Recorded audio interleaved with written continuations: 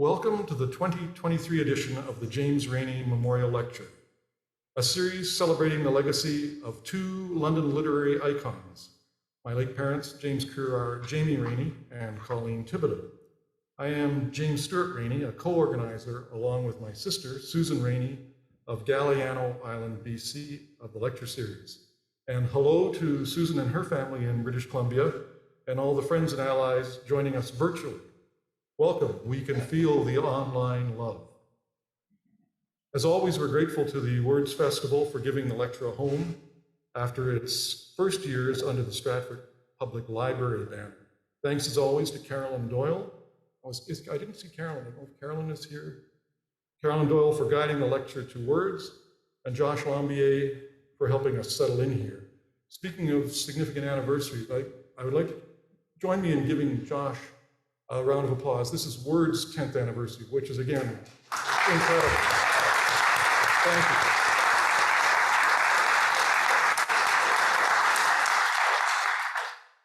Sadly, like so many endeavors in the arts these days, this year's lecture is shaped by sorrow and loss. Last year, Stan Draglin was to return as a lecturer, but died before Words 2022. However, supported by Stan's family, Stratford novelist Terry Griggs delivered the words of his compelling 2022 lecture with grace and truth. This year, we're paying tribute to the late John Beckwith, the great Canadian composer and lifelong friend of Jamie Reaney, a frequent collaborator of my father's, and Colleen Thibaudeau. We are grateful for the support of John's family as we celebrate that collaboration in this year's lecture, The Beckwith Connection. Once again, we're fortunate to have a brilliant artist to give voice to the lecture, London soprano and scholar, Dr. Katy Clark. And Katy Clark has curated a marvelous presentation of what I boldly called here the greatest hits from the Beckwith Reaney Songbook, but I see as actually an afternoon of big hits from the Reaney and Beckwith. So I was obviously getting a little elevating things, but they're all hits. You know, this is volume one. There's a lot more that could be here, but this is all marvelous. And you have to approve of that poetic licensed exaggeration. They're all hits, and it's a joy to see John Beckwith's setting of a poem hit by Colleen Thibaudeau in the program. That's almost all I'm going to try to say about the lecture itself, because it's apparent from reading Dr. Clark's doctoral thesis, Regionalism in the Operas of John Beckwith and James Reaney, that Katy Clark knows far more about their collaboration than I could hope to. And this is where I did forget one thing. I think in that there's a bag of books. I'm just going to go over. Within this bag, I'll hold it up so some friends will appreciate the significance. This is a Jack London Music Awards bag, which I brought in defiance of certain regulations, which we won't go into at the moment. I wanted to move away just briefly from the words universe. And before we get to the marvels of the lecture itself, I want to detour briefly and acknowledge three other major creative accomplishments in the Reaneyverse this year. There are three I hope there are many others. There are some, but these are the ones I know of. One was the Blythe Festival's terrific adaptation of the Donnellys, a trilogy, which was truly a trilogy for the 21st century.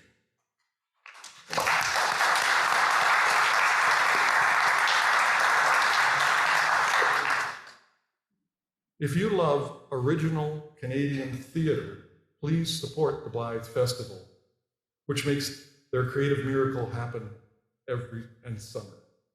The other two major accomplishments I'm citing here are books. Stan Draglin's James Reaney on the Grid. It grew out of Stan's 2019 lecture at Words and is published by Porcupine's Quill, the outstanding imprint held by our friends Elke and Tim Inkster. Tim gave the 2015 lecture. We're pretty sure it was the 2015 lecture, but when it was still hosted by the Stratford Public Library. On that note, are there any people in the house, I know there are, so this is not a trick question, any people in the house who have been given one of these lectures? Put up your hands. See. Oh, Well, friends, thank you so much. They've all been marvelous, and I think this year it'll be a pinnacle as well for us. The other book is by the late Donald S. Hare. It's called A Professor's Life. To give a completely inadequate blurb, it's an epic account of Professor Hare's adventures in the old UWO English department over many decades. In today's context,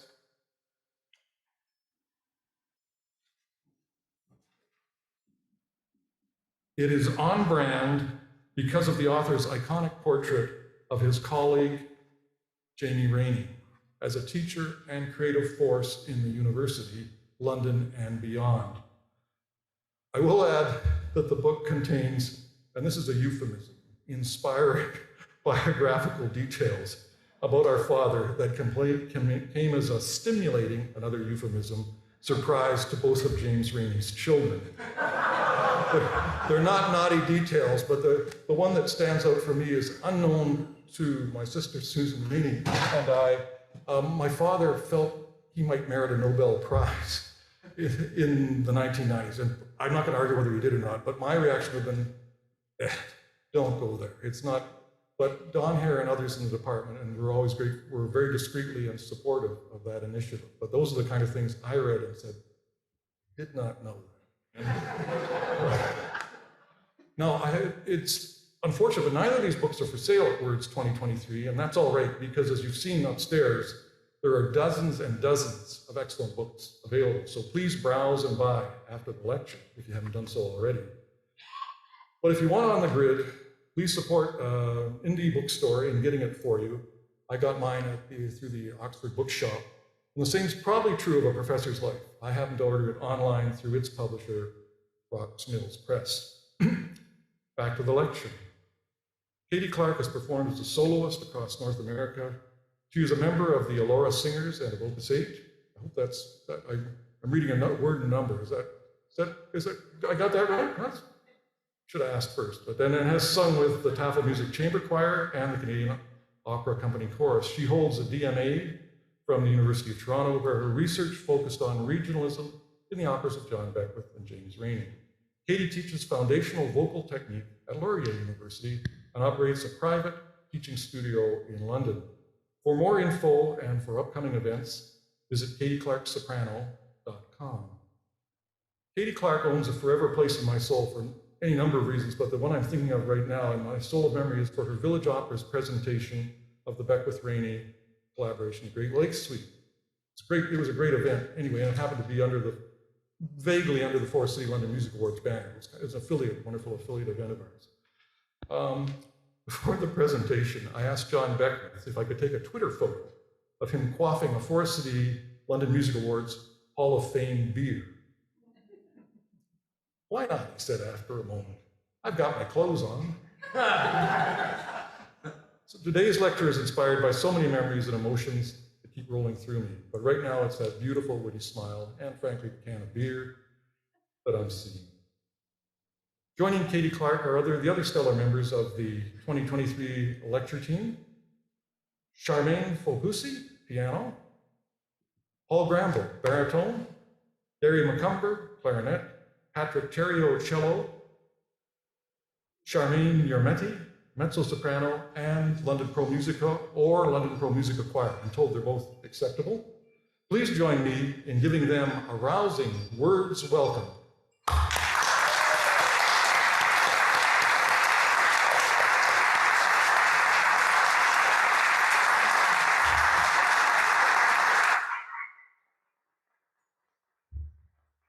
Now I've been witnessing this a long time. Over to you, Dr. Clark.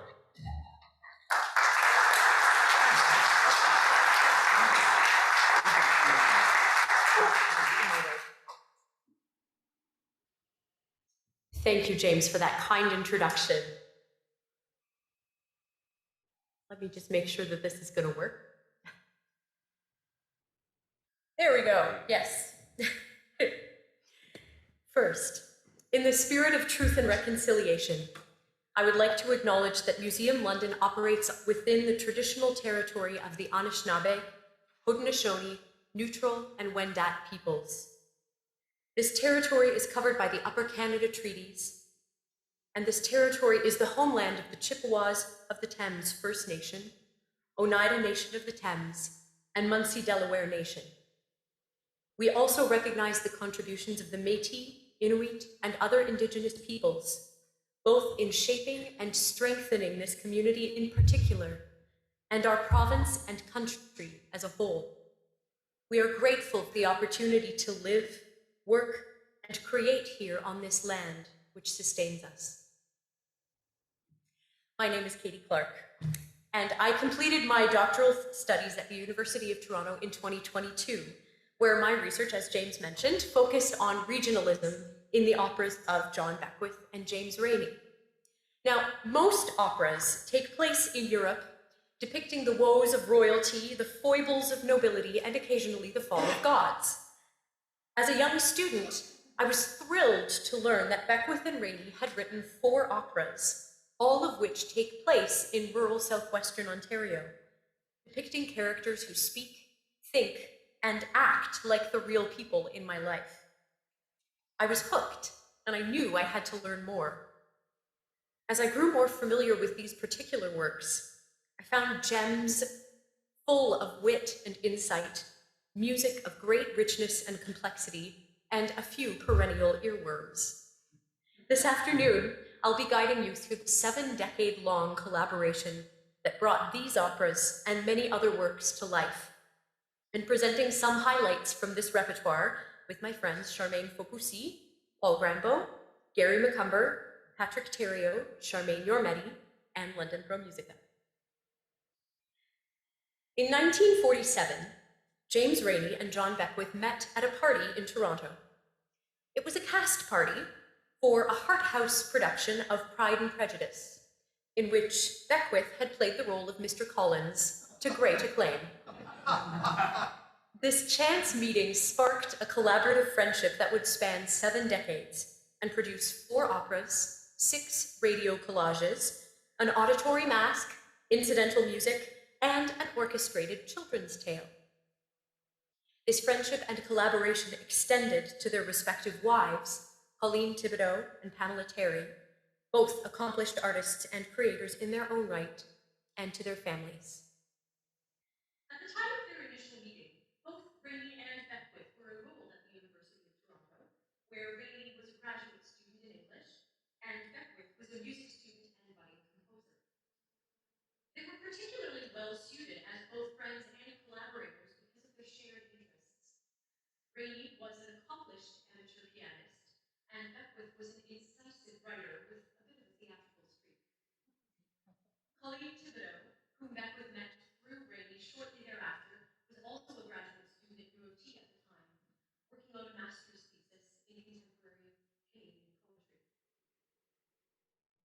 Now, in 1949, while preparing his first collection of poetry, The Red Heart, for publication, Reaney loaned a copy of the typescript to Beckwith. Impressed with what he read, and interested in experimenting with setting text for the voice, Beckwith asked permission to set 6 of the poems, collectively called the Great Lakes Suite. These texts explore the characters of the 5 Great Lakes, plus Lake St. Clair, through the lens of human experience. Each lake is described through its relationship to the humanity around it, not simply through its own natural and geographical features. So, for example, Lake Erie is described as weary of washing the dreary crowds of the cities that line her shores.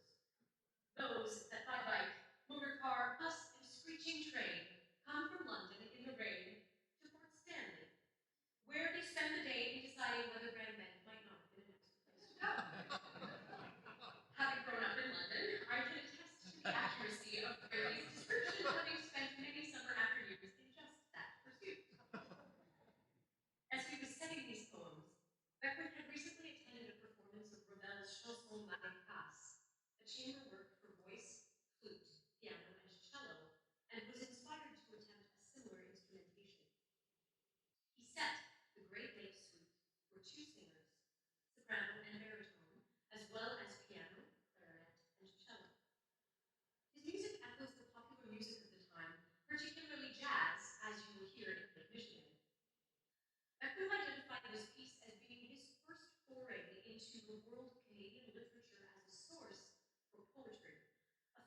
that would provide much of the fuel for his vocal works over the next 8 decades.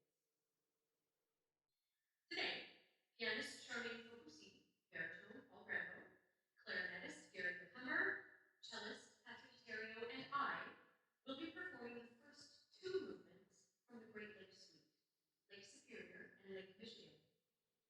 Lake Superior introduces himself in first person, boldly asserting that I have no superior. Following this brash opening, the music evolves into something more sinister, strange, and at times tender, as he describes his frigid and unfathomable depths. Lake Michigan, written in the third person, hooks fun and cross-border tension in a sprightly jazz style as 2 sets of cousins, one American and one Canadian, debate over who won the War of 1812.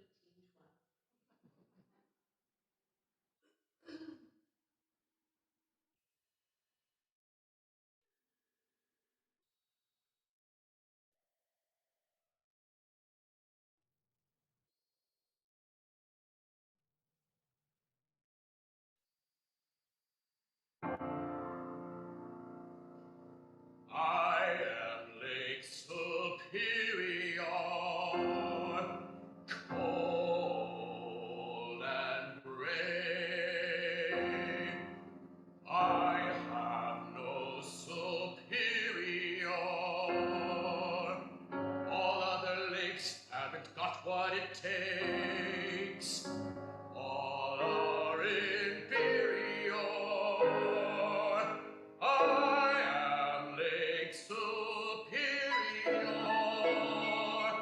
cold and gray.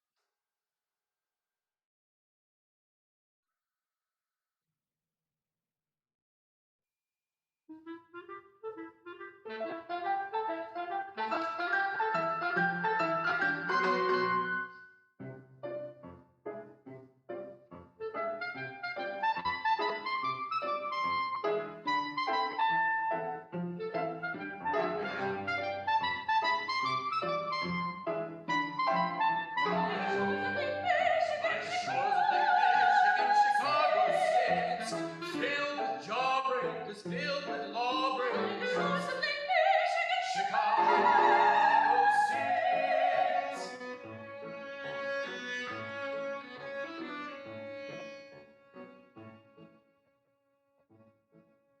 By the shores of Lake Michigan, Chicago sings. Lives the Michigander, lives the Michigoose.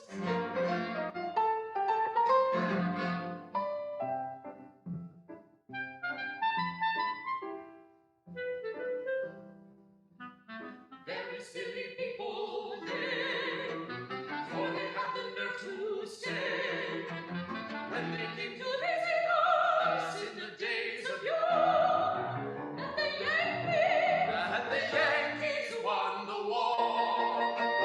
Oh, said we, patriotically, how you wish to wonder, you Michigoose, you Michigander.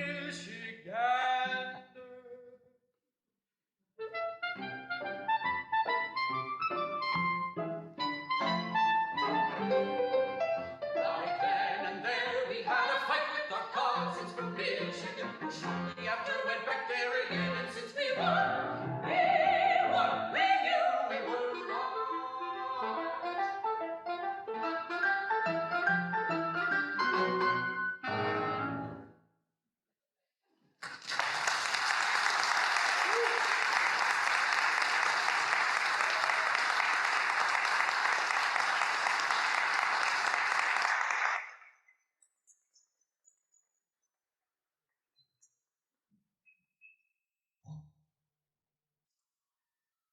The Great Lakes Suite was premiered on the CBC radio program Wednesday night, which held occasional recitals devoted to the work of individual Canadian composers.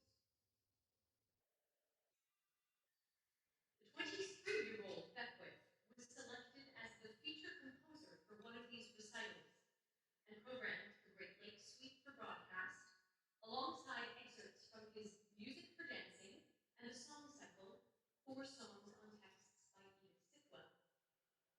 Lois Marshall, who was then a student at the Toronto Conservatory, performed the premiere, alongside Bernard Johnson, baritone, Leslie Mann on clarinet, Cornelius Isselstein on the cello, and the composer on the piano. The recital received encouraging reviews in both the Globe and Mail and the Northern Review. Our final excerpt from the Great Lakes Suite will be Lake Huron,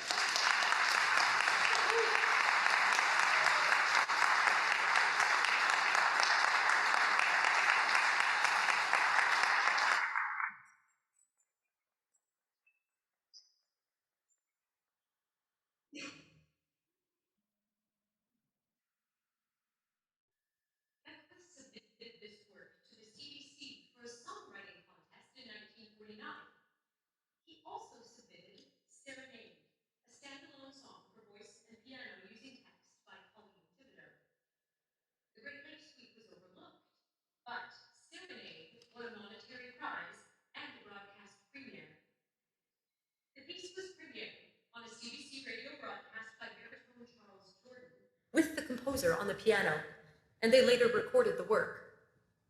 It was published in 1950 as one of 2 songs on poems by Colleen Thibaudeau, the second being a setting of the formal garden of the heart. Charmaine Focoussi and I will be performing the first of the 2 songs, Serenade. Beckwith set Thibaudeau's playful text to a quirky modal tune with unexpected rhythmic shifts and some clever use of text painting.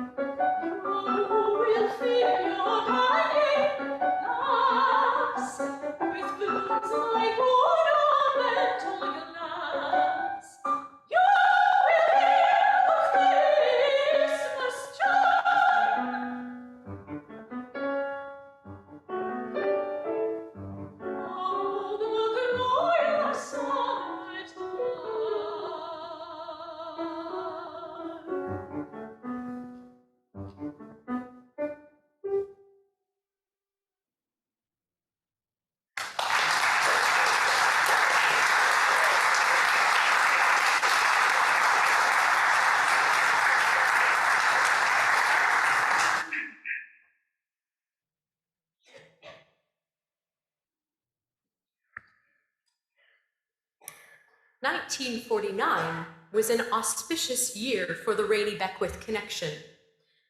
Reaney and Thibaudeau graduated from their respective degree programs, and Reaney took up a teaching post in the English department of the University of Manitoba. Thibaudeau worked for McClelland and Stewart following her graduation, before spending a year in Angers, France, teaching and studying. Beckwith had graduated from the University of Toronto in 1948, spending the following year composing, working as a collaborative pianist, and as an administrator for the Toronto Conservatory. Pamela Terry, at that point Beckwith's longtime sweetheart, moved from Victoria to Toronto to study acting with Ernest Sterndale Bennett in 1949. Beckwith received a scholarship from the Canadian Amateur Hockey Association in order to spend a year studying in Paris. It should be noted that prior to receiving this scholarship, Beckwith had never learned how to play hockey. He and Terry were married on Friday, October 13, 1950, and sailed to Paris the following day. Beckwith studied with renowned composition teacher Nadia Boulanger for a year. In 1951, Terry became a member of the American Forces Theatre Company, an acting troupe that toured the American military bases across Europe, performing theatrical productions.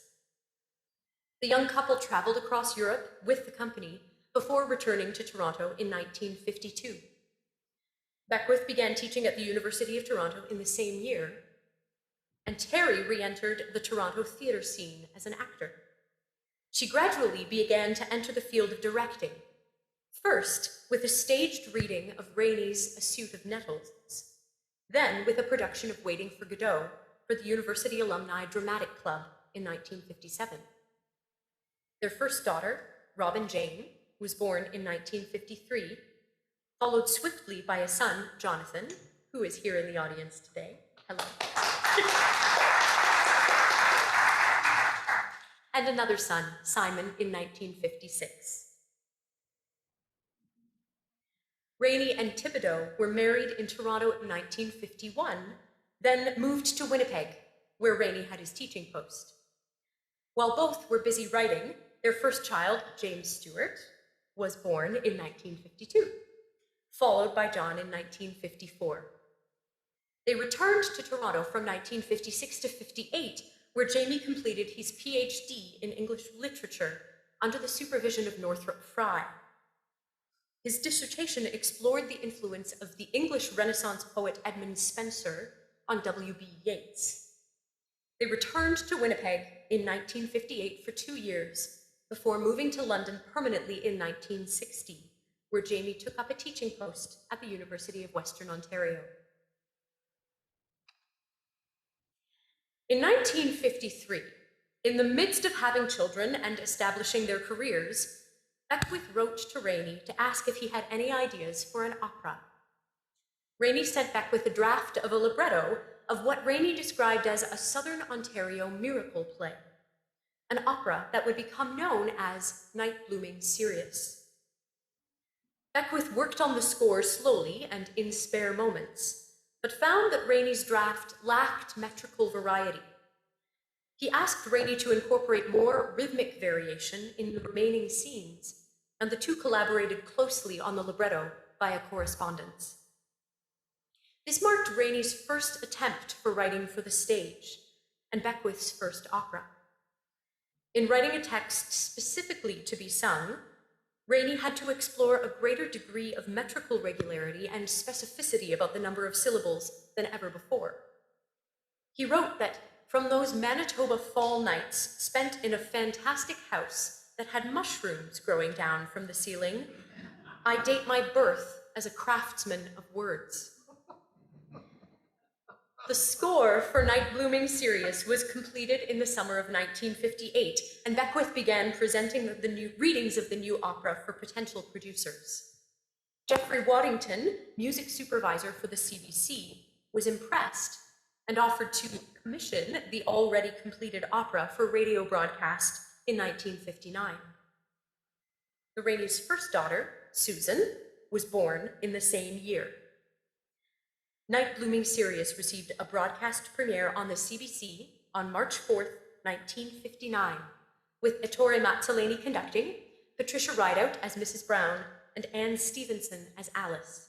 It was then rebroadcast on March 16, 1960.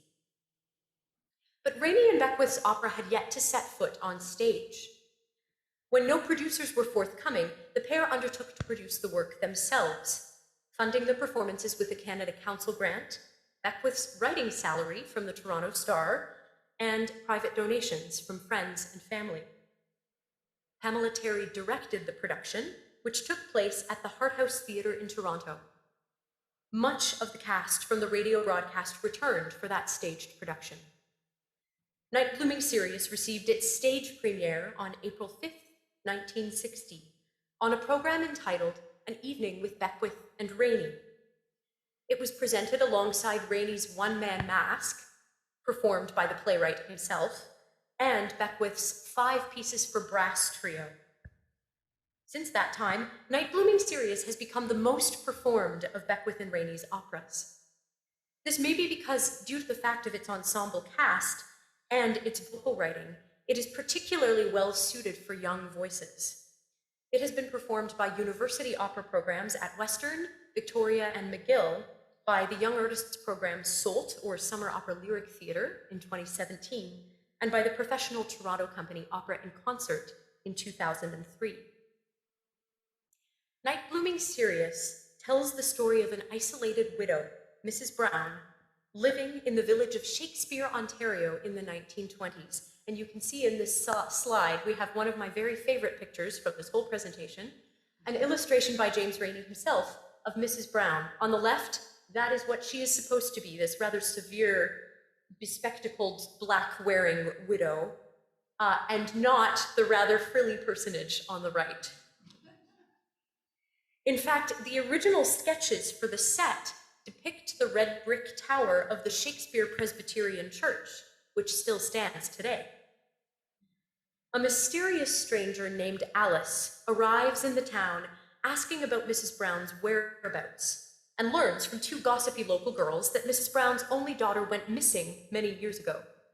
She has lived alone ever since. After Mrs. Brown performs her nightly routine, Alice reappears at the door, bearing a striking resemblance to the missing daughter. Several neighbors arrive on the scene, having been invited to a party at Mrs. Brown's to celebrate the opening of her night-blooming Sirius flower, which only opens once every 100 years. Poetic license, they actually open once a year. Finally ready to face her past, Mrs. Brown confronts Alice, who reveals herself to be the daughter of Mrs. Brown's own lost child. She begs for forgiveness and reconciliation, and as the two embrace, the mysterious night-blooming Sirius flower opens. Charmaine Yormedi, Charmaine Popoussi, and myself will present an excerpt from scenes 2 and 3 of Night Blooming Sirius. We enter this scene in the middle of Mrs. Brown's domestic song cycle, a series of songs depicting her nightly activities as she washes the dishes, sweeps the floor, sews, and tends to her plants. Her work complete, she sits down at the harmonium to sing a hymn, Houses in Heaven. Reaney and Beckwith wrote this section in the style of a revival hymn, incorporating musical sounds that would have been familiar to Mrs. Brown. Alice appears at the door, begging Mrs. Brown to recognize her as a living human presence, not the ghost of the past that usually plagues her. Mrs. Brown refuses, convinced that Alice must be yet another vision of the lost daughter. In this excerpt, listen for the introduction of the night-blooming Sirius motif, a chord progression that sounds like this.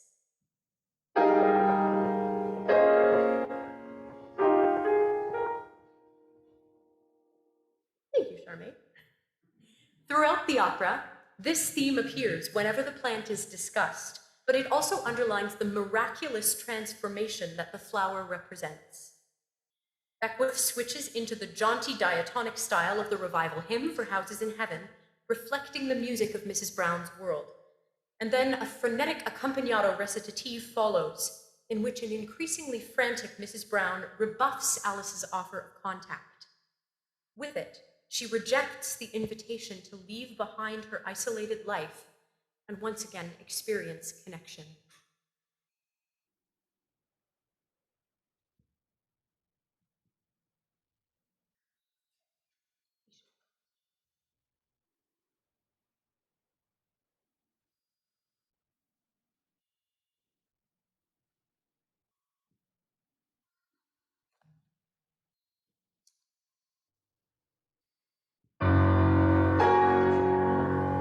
The night comes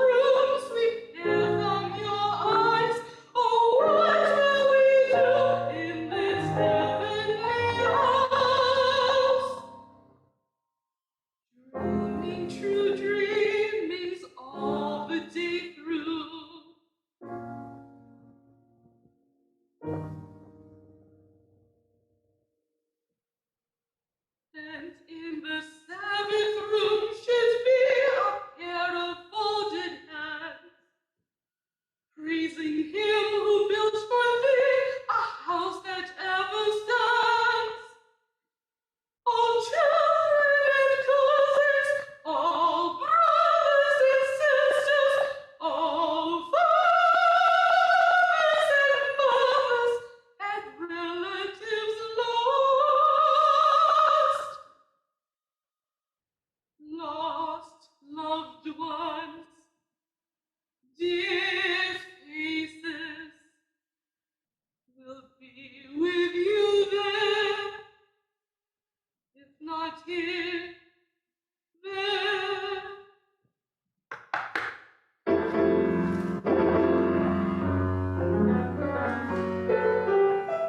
At last I have found whom I have been looking for.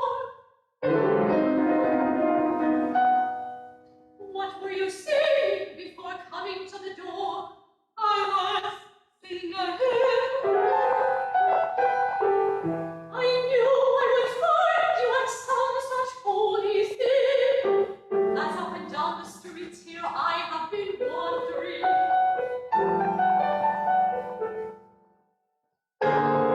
You're a ghost, ghosts I've often seen. I am no ghost. My feet touch the real ground.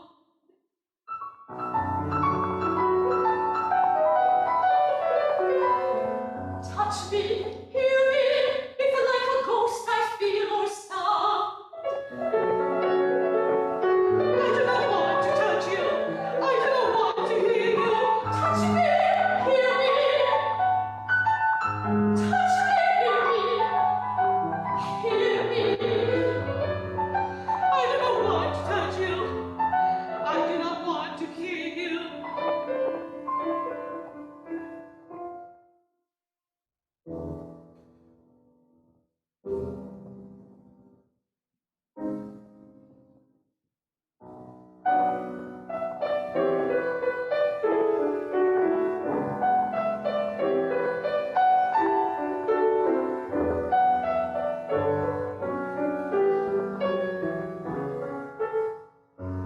Like a snowflake in a stream, you will disappear as all the other times I've seen you, my dear. No, she wouldn't look like you. She would be older now. She would be older too than you are. Older, older, yes, you may smile and smile, my dear, but in a little while you will disappear.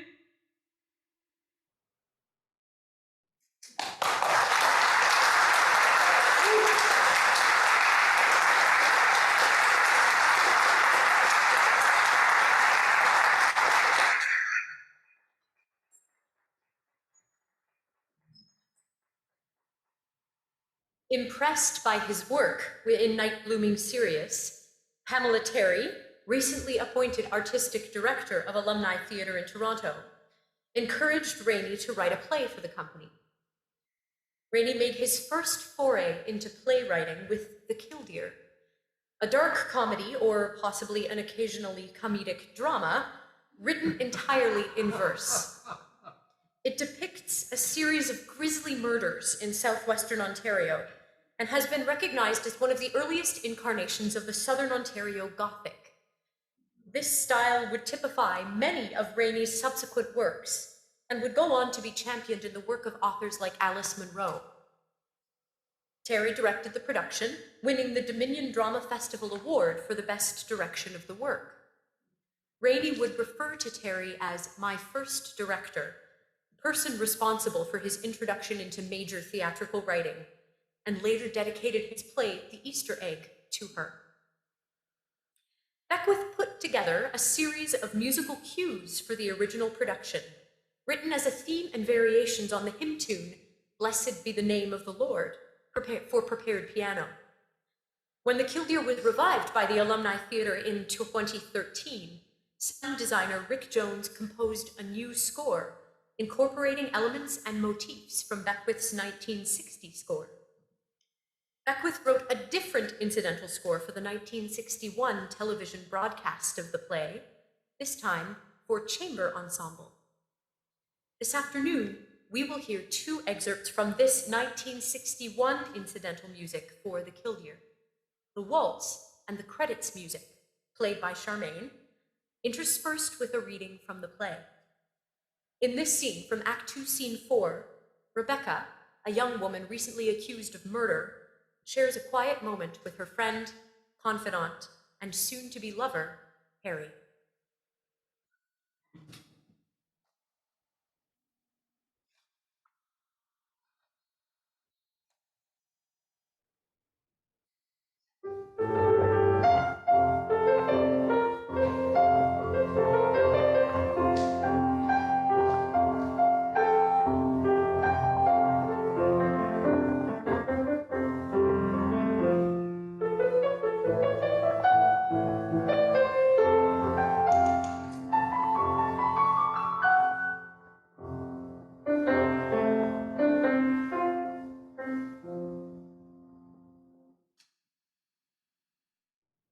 Be still. Watch the moonlight. Do you know, Harry, I once had a very happy dream. When I was a little girl, I had some pet chickens, bantams, and my special favorite was a rooster, red and green with scarlet comb and yellow beak. One night I dreamed it was the depth of winter. I dreamt I was standing in the snow in the yard, the moon like a beautiful pale white egg. I heard the tinkle of a small bell. Where? Then up through the snow he came, my pet rooster, pulling behind him a golden sleigh. He stopped for me. He had a golden bell, small, about his neck. My, he was grown very big, up to my waist. I knelt down on the sleigh. He ran along and flap, we were on top of the elm tree. Another tug, and we were sleighing on the snowy moon.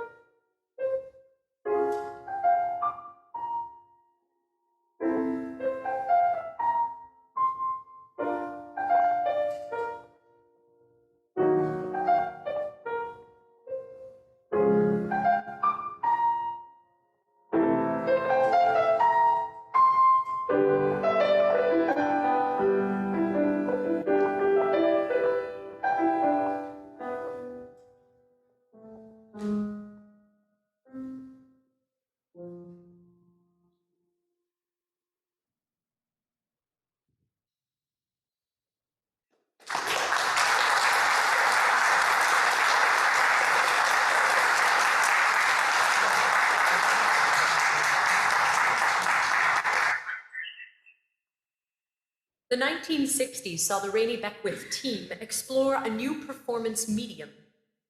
At the urging of CBC producer James Kent, Beckwith wrote a musical score for a radio broadcast of Reaney's poem, A Message to Winnipeg. This saw the advent of a series of radio collages, works for spoken or sung word and instrumental music, which were intended for presentation over the radio. The second of these collages was 12 Letters to a Small Town, which received its radio premiere on the CBC in 1961.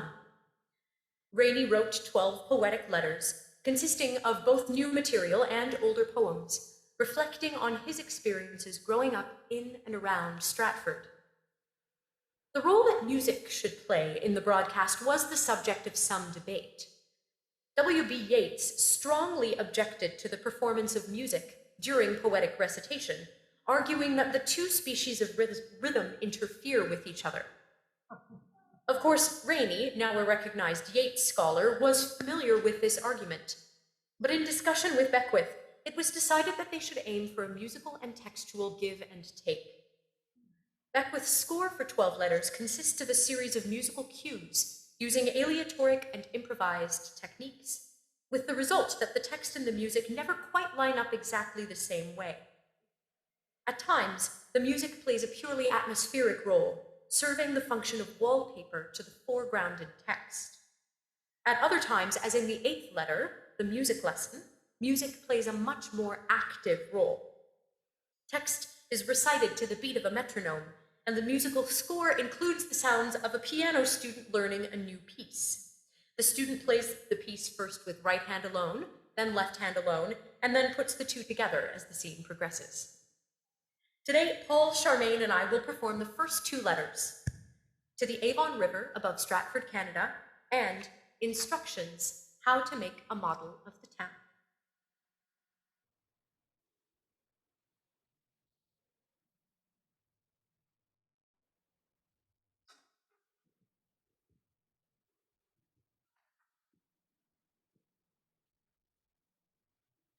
"12 letters to a small town.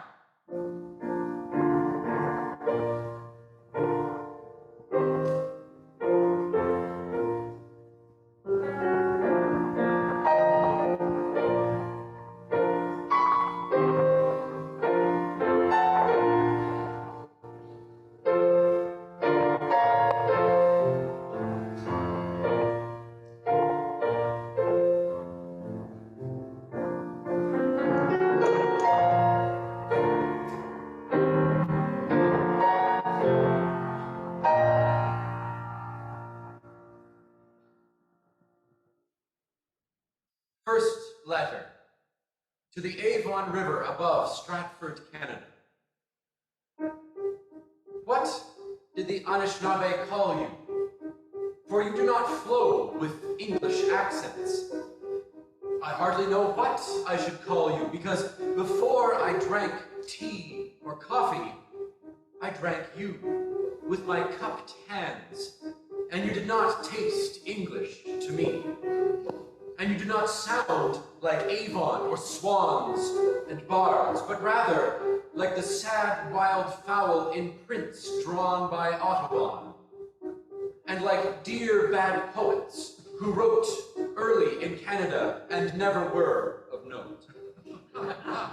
You are the first river I crossed, and like the first whirlwind, the first rainbow, the first snow, first falling star I saw, you, for other rivers are my law. These other rivers, the Red, the Thames, are never so sweet to skate upon, swim in, or for baptism of sin. Silver and light, the sentence of your voice. With a soprano continuous cry, you shall always flow through my heart. The rain and the snow of my mind shall supply the spring of that river forever. Though not your name, your coat of arms I know, and motto, a shield of reeds and cresses, sedges, crayfishes, the hermaphroditic leech, minnows, muskrats, and farmer's geese. And printed above this shield, one of my earliest wishes, to flow like you.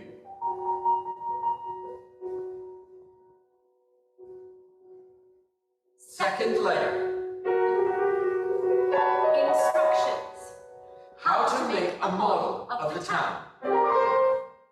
First, take 2 sticks and 2 leafy branches. First, take 2 sticks and 2 leafy branches. Put their ends together so they form spokes. Put their ends together so they form spokes. Spokes of an invisible wheel.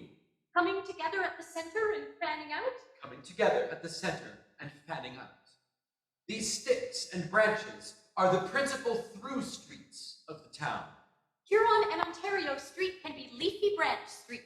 Downey and Erie can be bare stick streets. Now, what will we do with these glass bubbles? Put the 3 blue ones at the end of the 3 Great Lakes streets, Erie Street, Ontario Street, And Huron Street. They eventually reach those lakes, but hang the green glass ball at the end of Downey Street because it fades into farms and fields and townships. I can't think what we're going to make the houses of. We'll make model houses out of berries. Take some berries. Ripe gooseberries for red houses. White raspberries for yellow brick houses. White raspberries for yellow brick houses. Sprinkle white and red currants. Cherries and trees can be represented by their leaves. And trees can be represented by their leaves. 1 elm leaf for a whole elm tree. And streets laid out with rows of berry houses. From the air, you know, a small town must look like rows of berries in the grass. Now, take some red apples, some russet apples, put these along the main streets for the business places. 3 potatoes for the courthouse, the St. Joseph's Church RC, and St. James C of E. 3 potatoes for the courthouse, St. Joseph's Church RC, and St. James C of E. Buildings around Market Square, ditto. Buildings around Market Square, ditto. With a rather sharp-side brick-colored tomato in the center of the Market Square to stand for the 3-towered City Hall. What do we do to represent the people? Well, we could dress up ladybugs. It's a hot July day and I hear a band. Please, couldn't we finish this later and see the band now? Fall down into our model of the town. Hey, look at all those bugs! Lady and gentleman bugs! Regard the carved potato courthouse and observe the firm tomato City Hall. And streets like branches and boughs hung with the orchards and pairs of houses. Houses, people, houses, houses. Fall down Into the model of the town.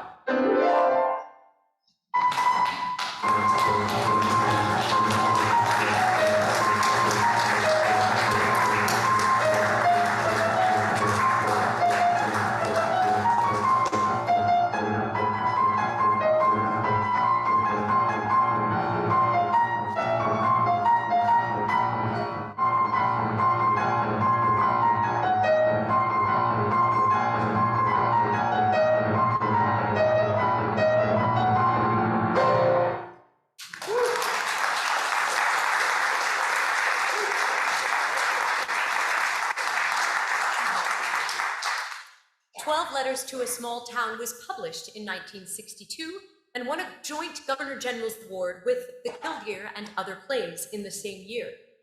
This was Reaney's 3rd win, having previously received the prize for The Red Heart in 1949 and for A Suit of Nettles in 1958. 1962 also saw the arrival of a 4th Beckwith Terry child, Lawrence, better known as Larry.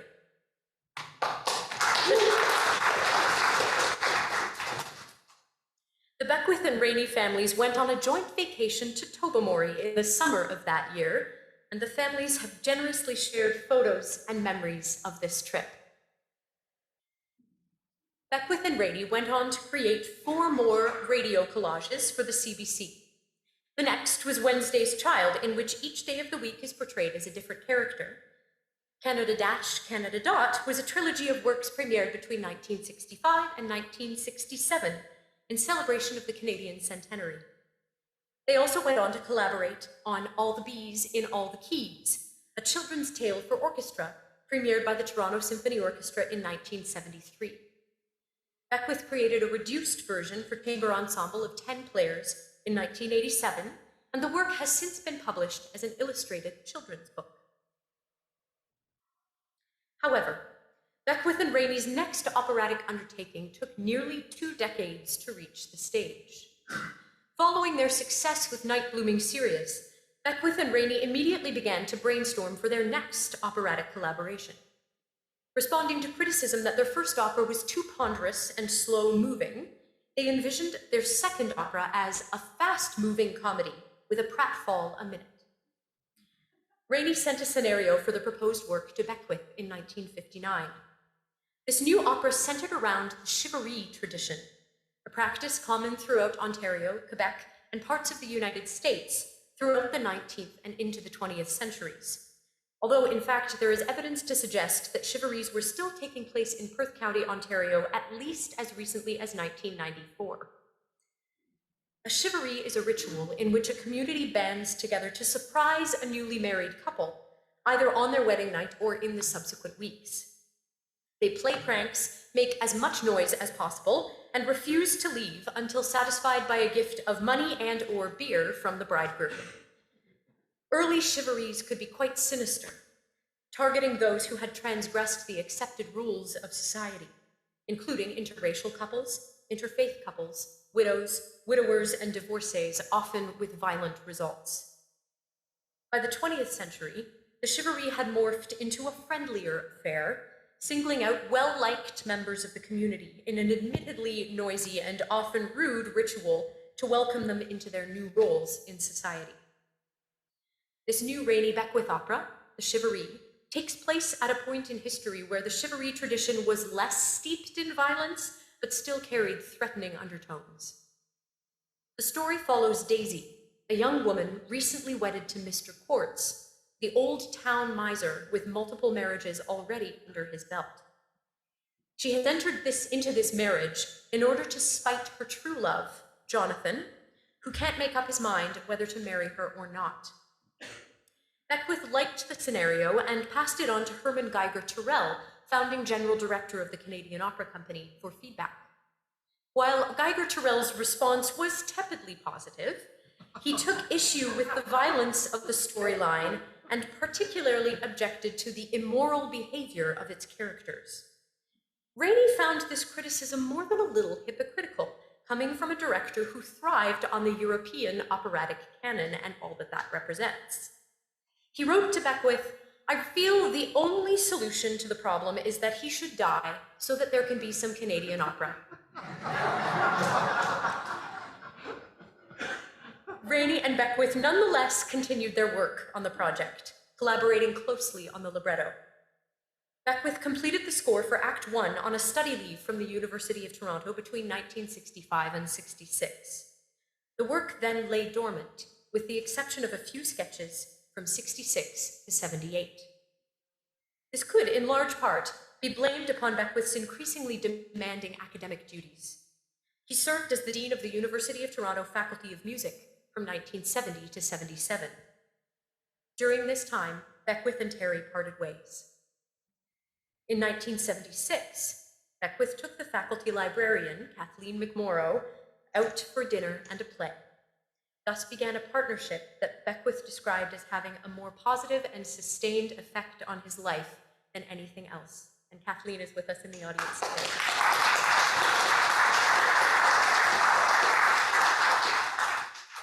The score for The Chivalry was finally finished in the summer of 1978, and Beckwith began to solicit potential opera producers to undertake a production.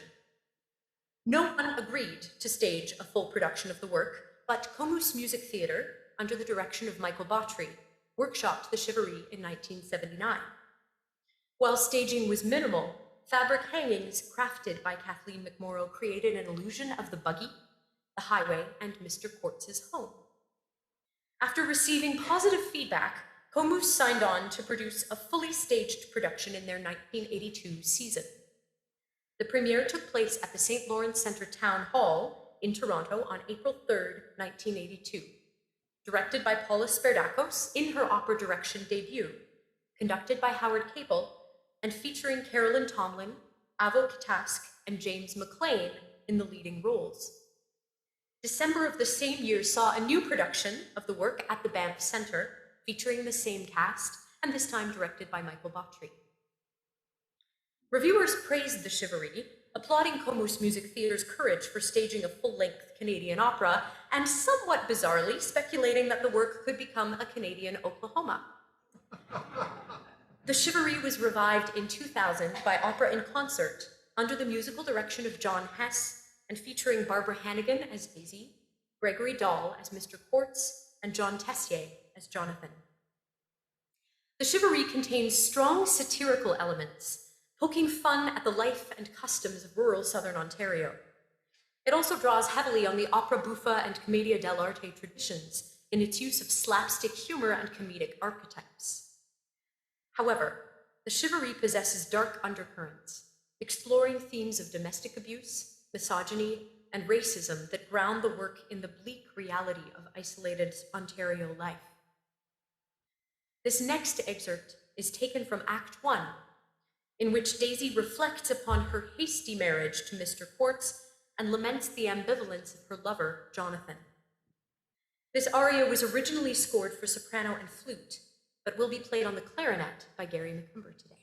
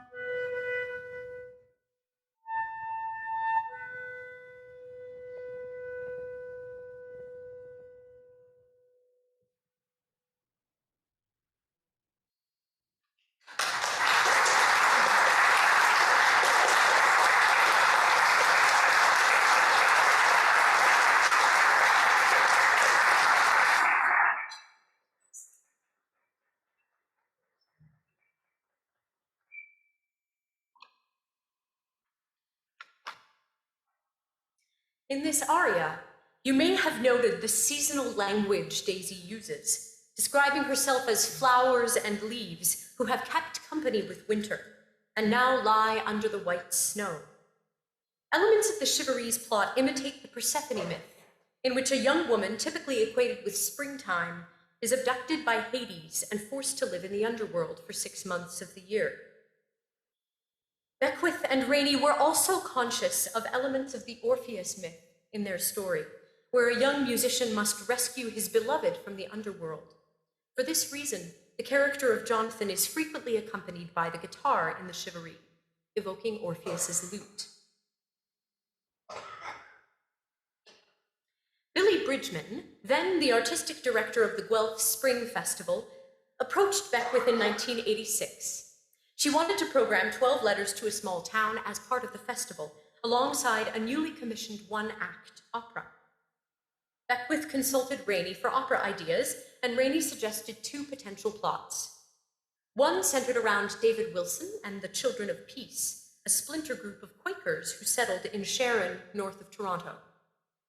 Having recently completed the Sharon Fragments, a work for choir using Wilson's text and inspired by the Children of Peace, Beckwith declined this idea.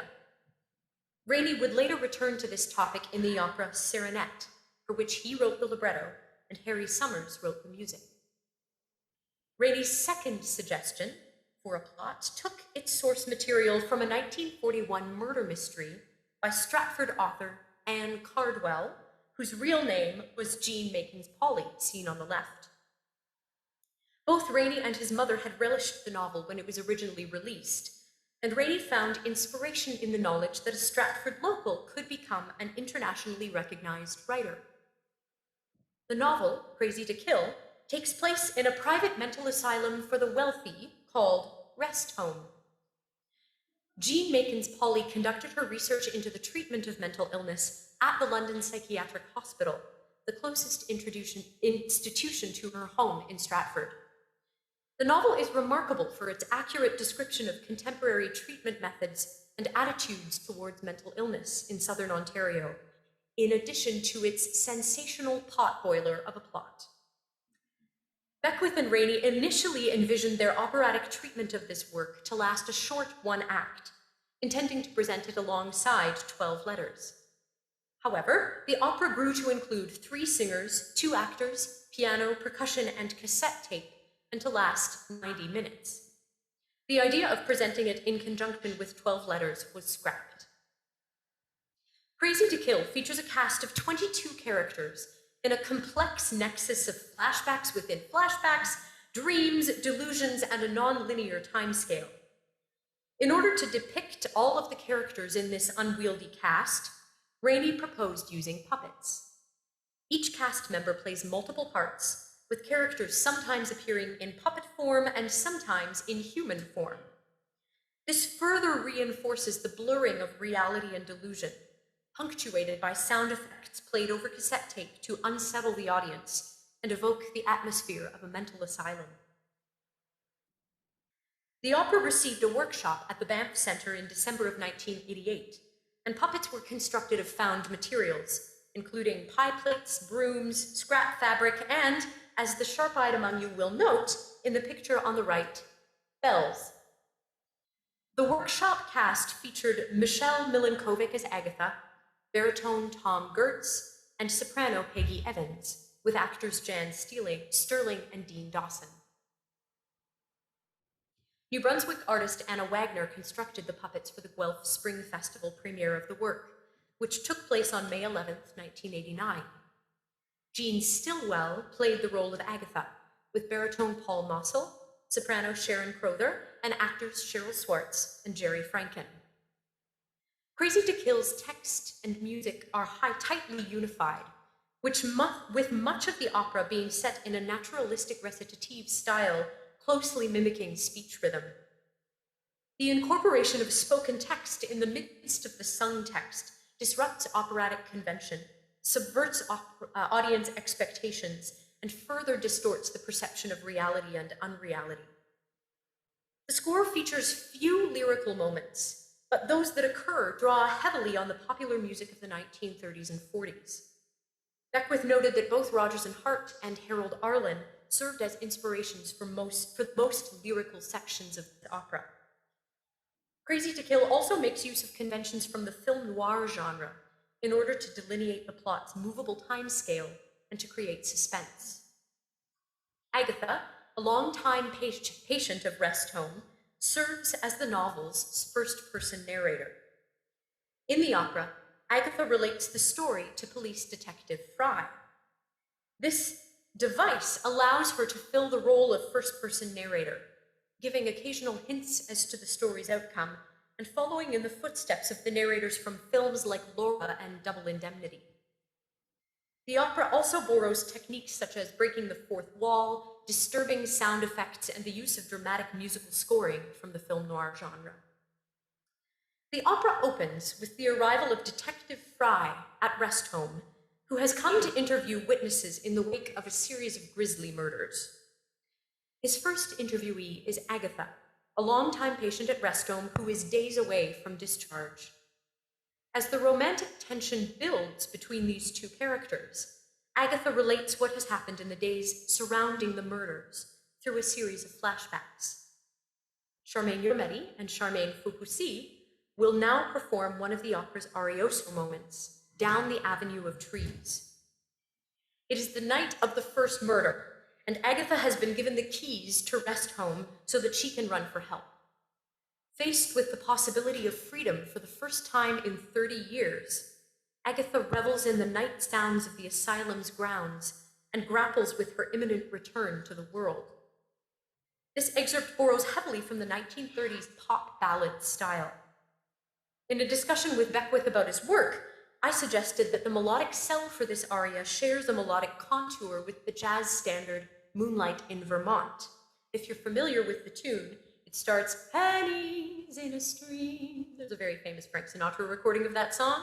And the melodic cell, which you're about to hear for Down the Avenue of Trees, goes, down the avenue of trees. However, Beckwith responded that he had never heard of Moonlight in Vermont. Nonetheless, the similarity between the two tunes indicates Beckwith's conscious incorporation of the markers of the 1930s pop ballad style into this opera.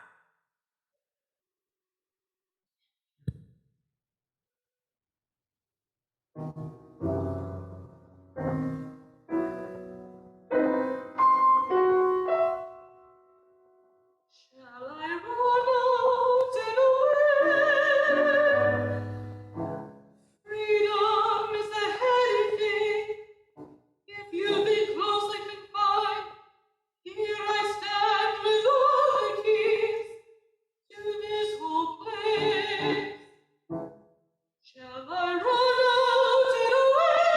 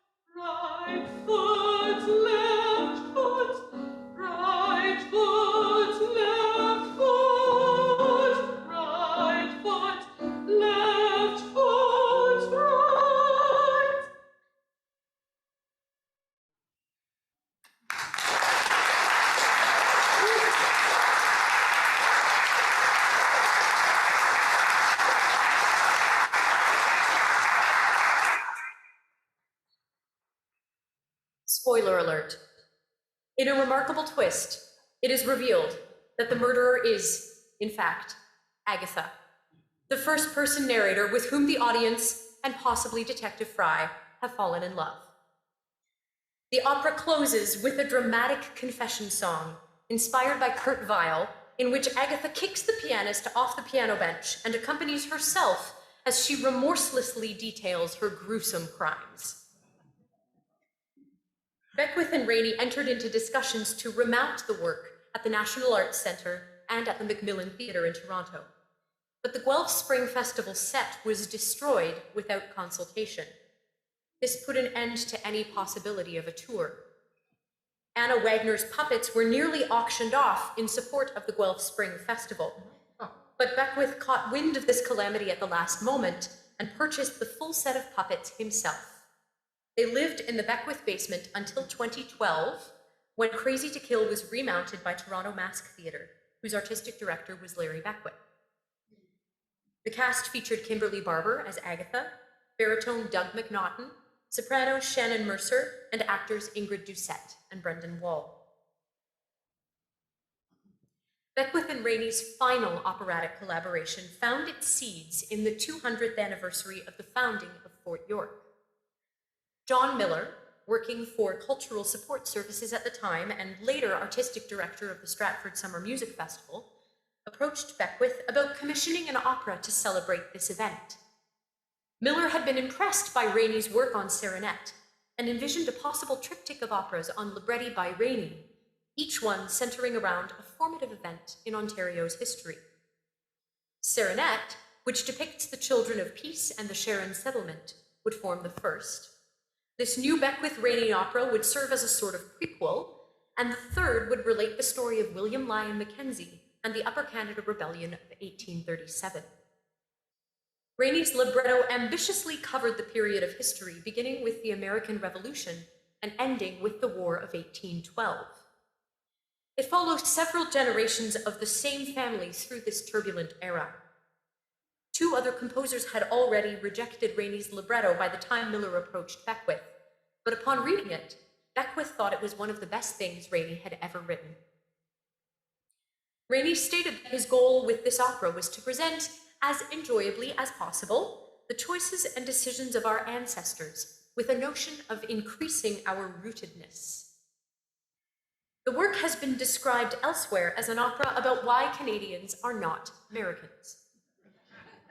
Reaney's first draft incorporated large quantities of quoted historical material, including recruitment bulletins for the American and British armies, diary entries by John Graves Simcoe and his wife, Elizabeth, and the text of an address given by Simcoe at the meeting of the First Parliament of Upper Canada. It also included suggestions for historical hymn tunes and folk songs that could be incorporated into the score. At first, Beckwith was reluctant to make use of quoted historical music, envisioning an opera with an entirely new score like that of Serenette. However, upon attending performances of the Beggar's Opera by John Gay and Love in the Village by Thomas Arne, Beckwith was inspired by the ballad opera form, which wove pre-existing popular tunes into a narrative. The resulting opera, Tap 2, is a documentary ballad opera, weaving historical texts and musical material together with newly composed music and text. The title, Tap 2, comes from an archaic term used by military drummers in the 18th century. The word shares a root with the term tattoo, as in a military drum call, and comes from the act of bartenders putting their taps to, or turning off their beer taps, at the end of the day to signal that soldiers should return home to barracks. It quickly became clear that traffic noise would make Fort York an unsuitable performance venue. Tap 2 received a workshop at the Glenn Gould Studio in 1994, featuring piano and percussion and boasting a large cast, including Torrin Childs as Seth and Paul Mossel as General Anthony Wayne. Following the workshop, the Commission with Cultural Support Services was dissolved, and Tap 2 lay dormant for 4 years. In 1998, Brenda Anderson of Opera McGill inquired about programming Tap 2 for the McGill Opera School. The work received a staged premiere with piano and percussion, on March 13, 1999. It was revived by the U of T Opera Department in 2003 in a production featuring full orchestra and a cast of students. Michael Albano directed, and Sandra Horst conducted the work in her first production for U of T Opera. Tap 2 finally received a professional premiere in 2012 with Toronto Operetta Theatre, who programmed the work in celebration of the 200th anniversary of the War of 1812. Larry Beckwith conducted, Bill Silva-Marin served as director, and the cast featured Robert Longo, Todd Delaney, Alison Angelo, and Michael Barrett.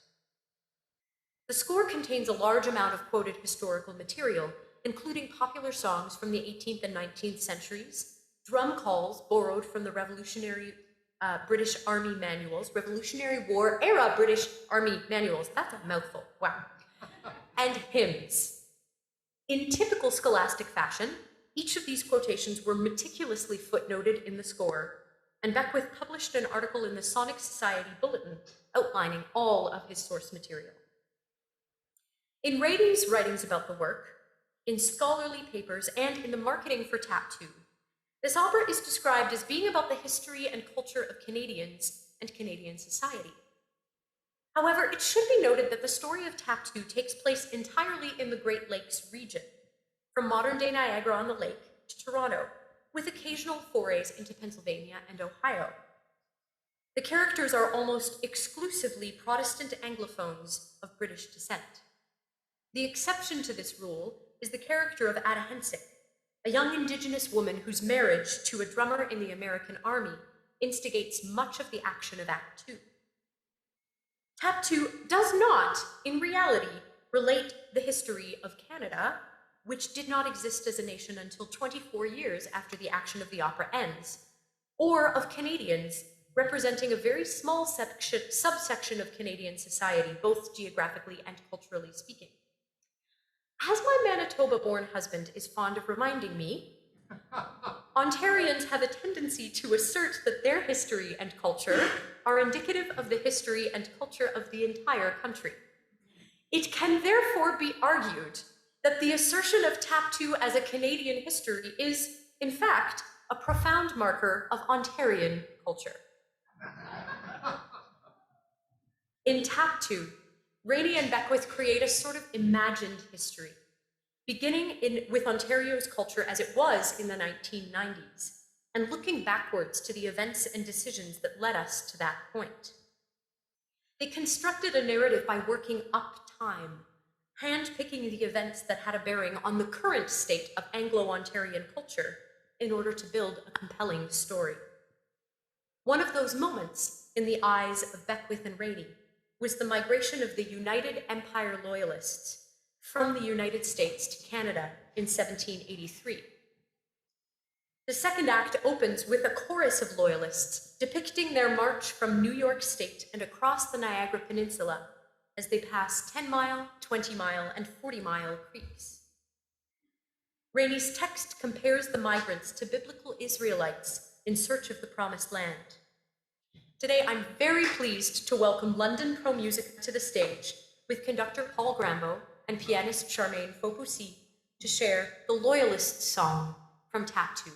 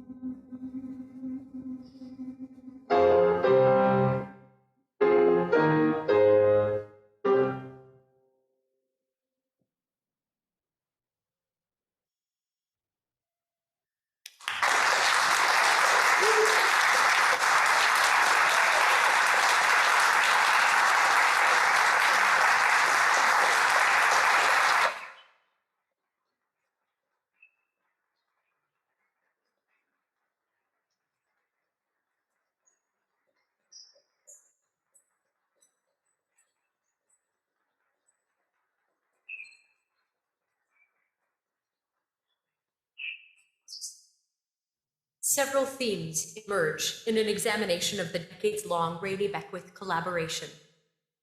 The degree to which the CBC played a significant role in the development of Beckwith and Reaney's careers cannot be overstated. The fact that Beckwith, as a 23-year-old recent graduate of the University of Toronto, became the subject of a half-hour of nationally broadcast airtime devoted to his compositions seems unfathomable in the current climate. Yet what a wonderful opportunity for the work of a budding composer to receive recognition and exposure. The CBC's investment in both of these creators speaks to a time when the institution's primary goal was to support Canadian-made culture and to promote the development of a Canadian voice on the international stage. These priorities and the means to act upon them could potentially have shifted, but Beckwith and Reaney's success speaks to the impact that an institution like the CBC can have on the careers of young artists and on the cultural development of a society like ours. Finally, each of the works that resulted from the Beckwith-Reaney connection was profoundly rooted in a sense of place. This was true of the majority of Reaney's literary work. However, Collaborating with Reaney gave Beckwith the opportunity to delve deeply into the specific sound world, speech patterns, and musical trends of Reaney's beloved Southwesto. No other composer-librettist team has delved into the culture and customs of this place with such a profound level of detail, reflecting southwestern Ontario back upon itself through a lens of musical and theatrical representation. These works are valuable not only for their innate artistic merit, but for expressing truths and perspectives on this particular corner of the world through a musical and dramatic medium. There is much to instigate and much to inspire here, both good and bad, much to spark creativity, and many stories that merit retelling. Reaney and Beckwith captured the essence of this place and of the people who live here and presented it on an international stage in their work. Ontarians are infamous for their self-effacing nature and would likely be among the first to shy away from an assertion that southwestern Ontario is an interesting place. Nonetheless, perhaps Reaney and Beckwith were onto something. I'd like to thank WordsFest for inviting me to present my research today. I am deeply passionate about these works, and I'm thrilled for the opportunity to share them with a London audience. I'd also like to thank James Stewart Reaney, Susan Wallace, and the whole Reaney family for their support in bringing this presentation to life, and the Beckwith family for generously sharing their photos and remembrances. I'd like to thank Lisa McDougall, Chuck Kitt, and Greg D'Souza for all of their help, technical and otherwise, in setting up today's presentation.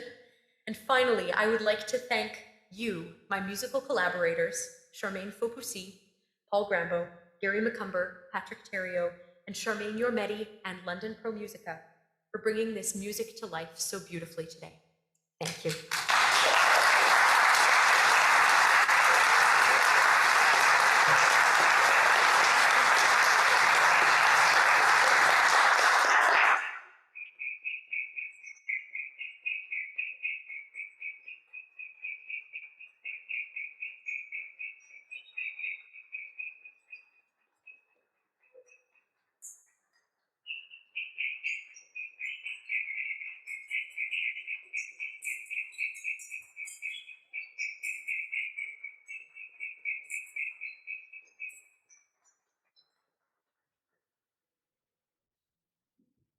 Wow.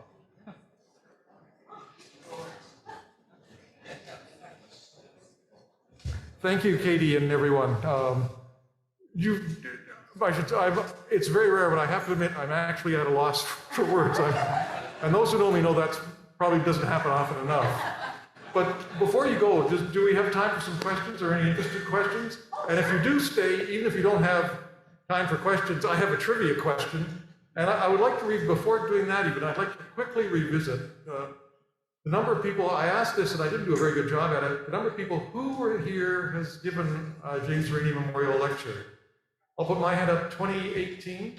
So I say, what, Oliver and Steve, you were 2020, is that right? COVID lecture, that was virtual. And I think the 2021 was that with Alvego Root, I think. And I saw, I think Tom Gary was here. That was, we think it was that 2014? And now, of course, with 2023, have I missed anyone? I hope not, but with 2023, we truly have a spectacular moment in this, a great chapter in this series. Thank you so much for being here. Let's have another round of applause because it really was, well, it stopped me talking, it was so great.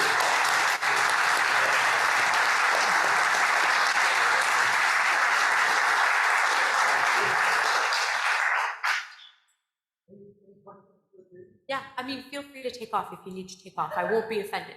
But if you do have questions, I'd love to answer them. We have a great trivia question if you go well. Yes? When is Billy Johnson going to produce one of these? Well, if you have noticed, I'm going to be a little busy for a little bit. So I'll keep you posted. That shouldn't just be village opera. We should be asking that question. If you don't mind my saying it, I mean, one of my little endeavors, I've spelled morning been trying to guilt trip the Elgin County Museum with doing something on her remarkable St. Thomas experiences before she met my father, and then later, I think that did.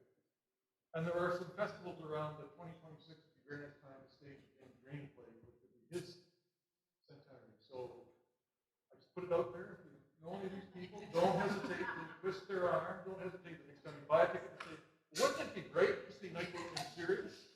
Wouldn't it be cool? I mean, wouldn't it be great to see Tattoo? Wouldn't it be great to see some of the things we've experienced in part this afternoon? End of commercial. Any other questions? No? Trivia question? Trivia question. All right. Now I'm going to start by disqualifying some people I see here. If you had anything to do with the Forest City London Music Awards or specifically the Hall of Fame, I can't let you enter this contest. And maybe, Katie, I'm going to have to disqualify some members of your family, immediate family as well, because that's. But Katie's grandfather, Alex Clark, was a mentor and really lifelong friend of a musician who is an Epworth Avenue musician, who is in descending order of importance, the Forest City London Music Awards Hall of Fame, which is in the old Nash Jewelers. If you haven't visited it, it's open Saturdays from 12 till 5. Fantastic place. I'm not nearly as involved as I was, so I can say that. So anyway, in descending order, London Music Hall of Fame, the Caris Hall of Fame, and then finally at the bottom, the Rock and Roll Hall of Fame over in Cleveland. Can you identify that Epworth Avenue musician, anybody? Anyway, I haven't disqualified already. If I say this person is the, oh. Ian's got it.